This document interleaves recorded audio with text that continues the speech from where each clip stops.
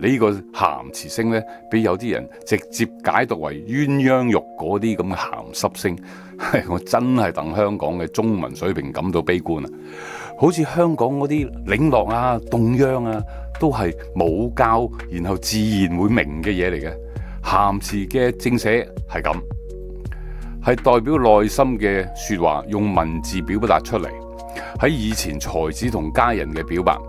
所以咸詞呢個星係真係可以代表愛情，只不過封建社會係唔容許男歡女愛出現喺大庭廣眾嘅，所以咸詞就變成暗度陳倉嘅戀愛。如果命宮有咸詞，個人就會傾向更多異性朋友嘅；如果係夫妻宮結構好嘅話呢，就夫妻恩愛；相反就會偷食啦。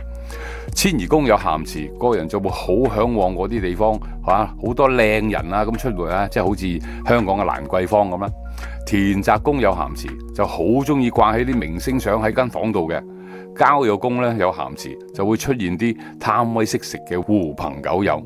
如果福德宮有文昌文曲加埋呢啲男詞呢，呢個人就會有語言嘅天才，措辭大方得體嘅。最慘呢，就係喺疾厄宮有咸詞，咁就容易有痔瘡或者性病啦。